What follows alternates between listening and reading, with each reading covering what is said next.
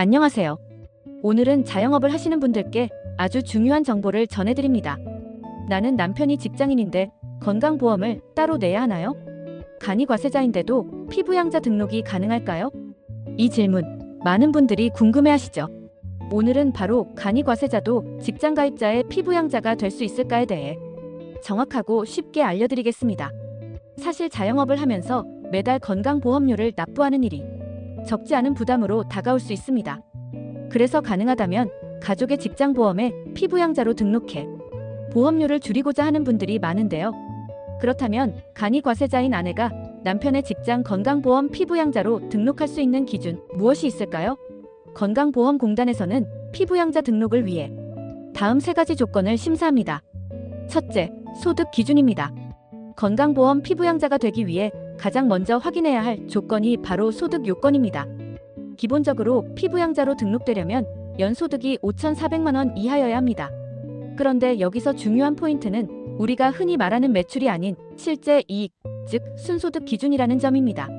예를 들어 자영업자나 프리랜서의 경우 연간 매출이 8천만 원이라고 해도 사업 운영에 들어간 비용, 예를 들어 재료비나 임대료, 인건비 같은 필요 경비를 제외하고 남는 순이익이 5천만 원이라면 이는 소득 기준인 5,400만 원 이하로 인정받아 피부양자 등록이 가능할 수도 있습니다. 또한 여기서 말하는 소득은 단지 사업소득만 해당하는 게 아닙니다.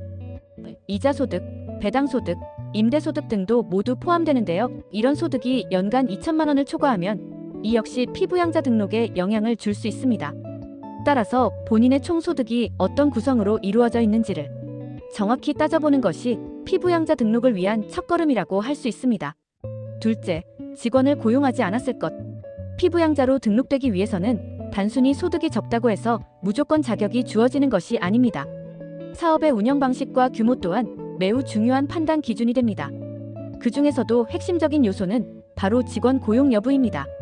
직원이 있으면 피부양자 등록이 어려워질 수 있어요. 건강보험공단은 직원이 있다는 사실을 보고 사업 규모가 일정 수준 이상으로 커졌다는 신호로 인식합니다. 즉, 사업자가 누군가를 고용해서 일을 시키고 있다면 이는 단순한 생계형 사업이 아니라 어느 정도의 경영 능력과 자산을 가진 사업자로 판단하게 되는 것이죠. 이런 경우 피부양자 자격을 인정받기 어렵습니다. 왜냐하면 피부양자는 말 그대로 누군가에게 생계를 의존하는 사람이라는 개념이기 때문입니다. 예외적으로 가족이 도와주는 경우는 인정될 수 있어요. 하지만 꼭 직원이 있다고 해서 무조건 피부양자 등록이 불가능한 건 아닙니다. 만약 도움을 주는 사람이 가족이라면, 그리고 그 가족이 단순한 보조 역할을 하고 있다면 건보공단에서 예외적으로 인정해주는 경우도 있습니다. 예를 들어 어머니가 가끔 가게를 나와 서빙을 돕거나 남편이 재고, 정리나 청소 등을 가끔 도와주는 정도라면, 또는 자녀가 퇴근 후 장부 정리를 잠깐 도와주는 수준이라면 이런 경우는 정식 고용으로 보지 않고 가족의 협조 수준으로 판단될 수 있어요. 반드시 사전 상담을 받아보세요. 이처럼 직원 유무는 단순한 고용 여부가 아니라 실제 사업의 운영 방식과 실질적인 규모를 판단하는 중요한 기준이기 때문에 조금이라도 애매한 부분이 있다면 건강보험공단의 사전 상담을 꼭 받아보시길 추천드립니다. 상담 시에는 다음과 같은 정보를 함께 준비해가면 도움이 됩니다. 종업원 명단 및 근무 내역, 가족이 도와주는 경우 어떤 일을 얼마나 자주 도와주는지, 급여를 지급하는지 여부, 매출 내역, 사업장 규모 등 이러한 자료를 토대로 건보공단은 사업자의 사업활동이 피부양자 자격 요건에 부합하는지 여부를 종합적으로 판단하게 됩니다. 셋째, 재산 기준. 피부양자 등록을 위해 꼭 따져봐야 할 또 하나의 중요한 기준이 바로 재산입니다. 아무리 소득이 적더라도 재산이 일정 수준 이상으로 많다면 피부양자로 인정받기 어렵습니다. 재산세 과세 표준이 9억 원 이하여야 해요. 건강보험공단은 재산세 과세 표준을 기준으로 피부양자 자격을 심사합니다. 여기서 말하는 재산세 과세 표준이란 부동산의 공시가격을 바탕으로 산정된 과세 대상 금액을 말하며 일반적으로는 부동산 실거래가보다 낮은 금액입니다. 기준은 다음과 같습니다. 재산세 과세 표준이 9억 원 이하이면 피부양자 등록 가능성 있고, 재산세 과세 표준이 9억 원을 초과하면 소득이 낮더라도 피부양자 등록이 어렵습니다. 즉, 고가 아파트나 다수의 부동산을 소유하고 있어 재산이 많은 경우에는 소득이 거의 없더라도 건강보험에서는 생계를 스스로 유지할 수 있는 사람으로 보고 지역가입자로 전환시키는 겁니다.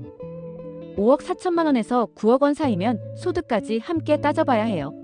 한편 재산세 과세 표준이 9억 원까지는 아니지만 5억 4천만 원을 초과하는 경우에는 소득 기준이 더 까다롭게 적용됩니다. 즉, 재산이 많아지면 많아질수록 그에 따른 소득 허용 범위도 점점 줄어들게 되는 것이죠. 예를 들어 재산세 과세 표준이 6억 원인데 연소득이 2천만 원이면 이 경우 소득이 일정 기준을 초과했기 때문에 피부양자 등록이 거절될 수 있어요. 반대로 재산세 과세 표준이 5억 원 이하이고 연소득도 500만 원 수준이라면 등록 가능성이 높아집니다. 과세 표준과 공시지가는 다릅니다. 많은 분들이 혼동하시는 부분인데요. 재산세 과세 표준은 공시지가 또는 공시가격을 기준으로 세금이 부과되는 금액입니다. 실제 거래가는 12억짜리 아파트라도 공시가격 기준 과세 표준이 8억이라면 피부양자 등록에 문제가 되지 않을 수 있습니다. 하지만 이 기준도 매년 달라지고 지역마다 다를 수 있기 때문에 본인의 부동산이 얼마의 과세 표준을 갖고 있는지 꼭 확인해 보셔야 해요. 확인 방법. 집에 날아오는 재산세 고지서를 보면 과세 표준 항목이 나와 있습니다. 혹은 관할 시청 세무과 또는 정부 24에서도 확인 가능해요. 이처럼 재산 기준은 피부양자 자격 심사에서 매우 중요한 항목입니다. 특히 은퇴 후 고정소득은 줄었지만 자산이 많은 분들은 소득이 없더라도 피부양자로 인정받기 어려운 경우가 많으니 주의가 필요합니다. 피부양자 등록, 가능한 사례와 불가능한 사례. 간이과세자로 작은 공방을 운영하는 A씨. 연 매출은 7천만 원, 순이익은 3천만 원입니다. 직원 없이 혼자 운영 중이며 재산도 많지 않습니다. 남편의 건강보험 피부양자로 등록 가능합니다. 반면 이런 경우는 불가합니다. 간이과세자 B씨. 매출은 1억 원, 순이익은 6천만 원.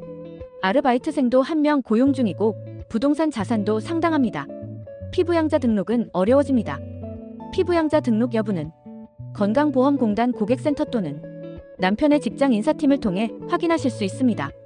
특히 국세청 홈택스에서 종합소득세 신고 내역을 확인하면 본인의 순이익이 피부양자 기준에 부합하는지 쉽게 확인하실 수 있습니다. 피부양자로 등록되면 매달 수십만 원의 건강보험료를 줄일 수 있습니다. 1년에 수백만 원을 아끼는 셈이죠. 하지만 제도는 계속 바뀌고 있고 조건도 까다롭기 때문에 꼭 본인의 상황을 꼼꼼히 확인하신 뒤 신청하시는 것이 중요합니다. 오늘 영상이 도움이 되셨다면 좋아요와 구독 부탁드립니다. 감사합니다.